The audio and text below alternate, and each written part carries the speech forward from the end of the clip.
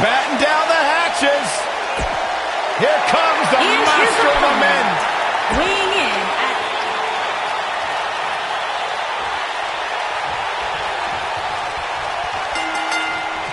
Byron, can you believe Kalisto is one of the few superstars to gain a victory over Braun Strowman? Yeah, that win was under some unique circumstances. It was the first dumpster match the WWE Universe had seen in 17 years. The only thing that would make this match more enjoyable to watch would be if I was calling it without you two bozos interrupting me. Byron, you brought up Kalisto's match with Braun Strowman. That match should have ended with Kalisto starting a new career as a garbage pail kid. That's not very nice. I wouldn't say Kalisto dominated the match, Corey, but hey, a win's a win. Oh, Bulldog! One-handed.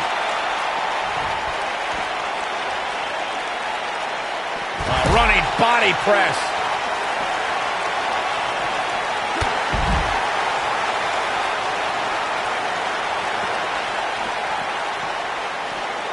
As we've seen in the past, Extreme Rules matches create a type of hysteria that's difficult to describe, even more difficult to contain.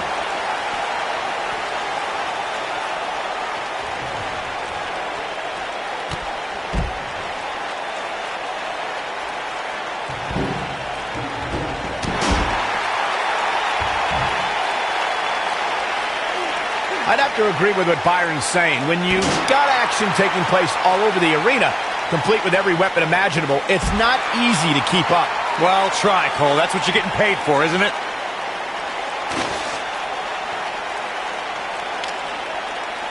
There it is. Did you hear that crack? There it is. Did you hear that crack?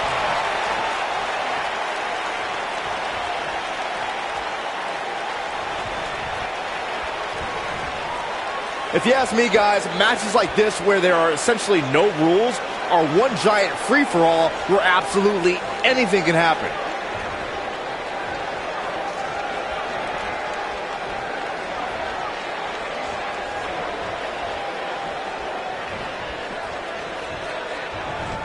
There it is. Did you hear that crack? Incredible. There was a lot of force behind that one. I like the way you describe this match, Byron. It's one giant free-for-all. And while it's exciting to watch, it's absolute torture on these superstars. It is, Cole, and unfortunately, matches like this usually result in injury. Sometimes serious injury. There it is. Did you hear that crack? Incredible. There was a lot of force behind that one. Incredible. There was a lot of force behind that one. Incredible. There was a lot of force behind that one. Incredible. There was a lot of force behind that one. Incredible. There was a lot of force behind that one. Oh boy, he is rolling. If you need someone in your corner, big move coming. Wait for it. That'll mess up the back of your neck. I think this is the beginning of the end, Michael. Things look dire for Braun Strowman. Kalisto's feeling it. Del Sol.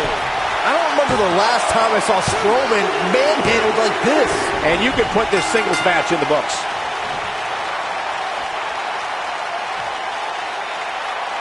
Extreme Rules is not for the faint of heart, as you can see in these highlights. No doubt about it. He brought his A game, as you can see here. Here is your winner, Kalisto! And that's a win for Kalisto.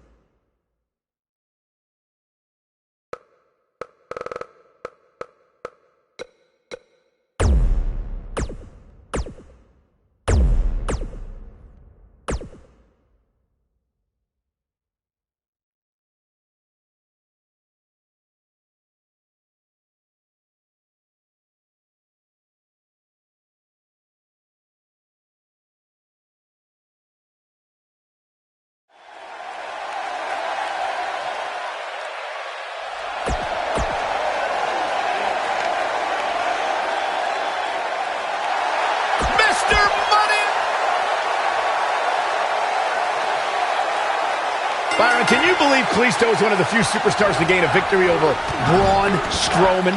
Yeah, that win was under some unique circumstances. It was the first dumpster match the WWE Universe had seen in 17 years.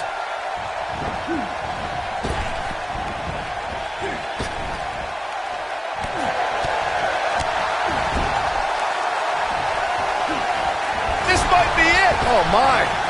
Drop kick with precision.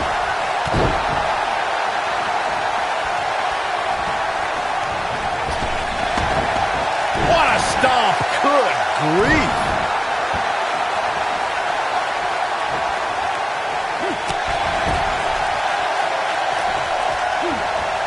Harsh impact. Beautiful technique.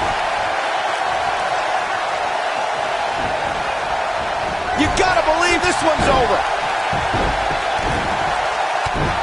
Boom! Oof! Braun Strowman faltering some. I fully expected to bounce back, though. This is the type of one-on-one atmosphere where he thrives. I wouldn't call for the medics just yet, Cole. He still appears to be in pretty good shape here. What a stomp. Good grief. The best way to describe combatants clashing inside a steel cage is its battle of attrition. Sometimes a superstar is left with no choice but to fight fire with fire and do whatever they need to do in order to win the match. And sometimes it comes down to a superstar doing whatever they need to do in order to survive. Drop down.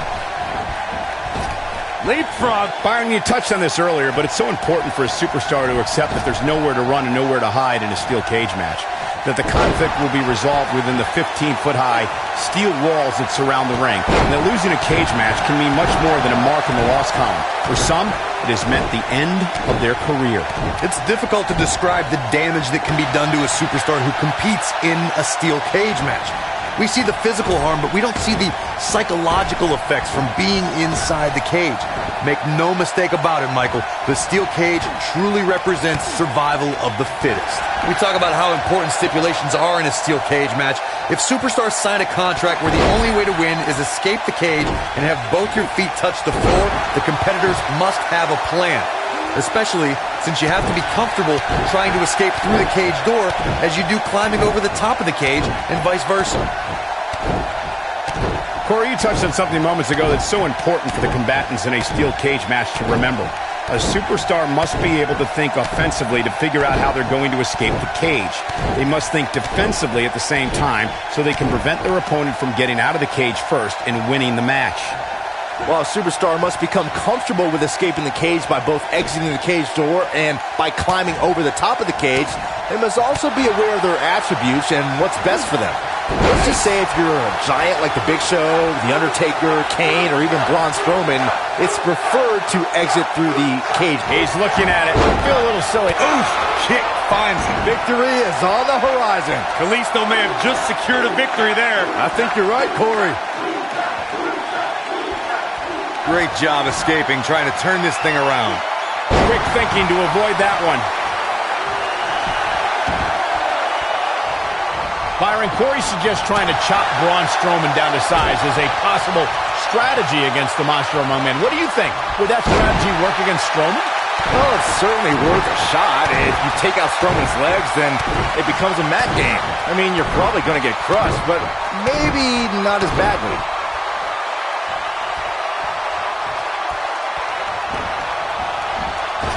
Super kick!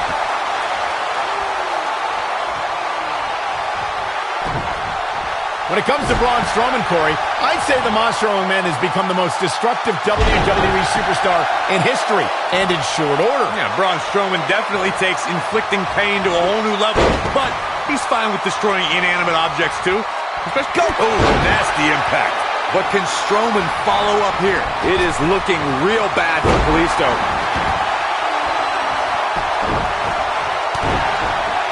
To further demonstrate the destruction of Strowman that you guys mentioned, we've seen him pick up a limo with Elias inside, and he's overturned the WWE's production trailer.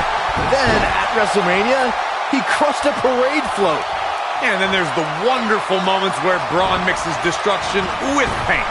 Before their Royal Rumble match, Braun used a grappling hook to pull a giant lighting rig onto Kane and Brock Lesnar. That's why we now have a no grappling hooks backstage policy. The steel cage is a massive enclosure that stands 15 feet in height. For almost 35 years, a select group of high flyers have taken their aerial assaults to greater heights. And when I say that, I mean superstars climb to the top of the steel cage, the real high-rent district, and dive off onto their opponent. And that all started with one man in October of 1983, Jimmy Superfly Snuka. To your point earlier, Byron, we've definitely seen some unbelievable attacks be launched from the top of the steel cage. You mentioned the most iconic steel cage match for the Intercontinental Championship that saw Jimmy Superfly Snuka clash against bitter rival, the magnificent Morocco. He might have it. Just striking at will. That's what he was looking for, Michael. This is Kalisto's match now.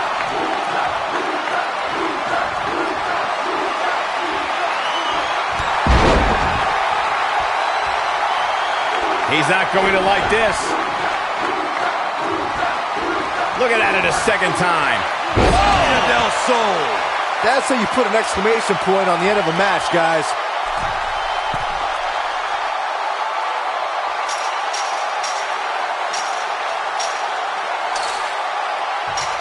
The tension, the drama. This is electric.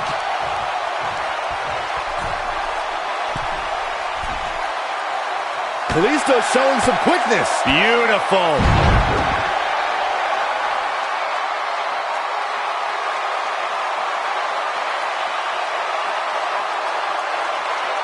The WWE Universe has seen the evolution of the steel cage in the enclosure known today as Hell in a Cell.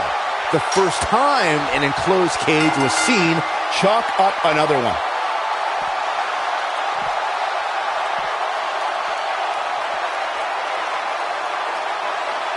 I can't believe what we just witnessed. Steel cage matches never fail to surprise and amaze.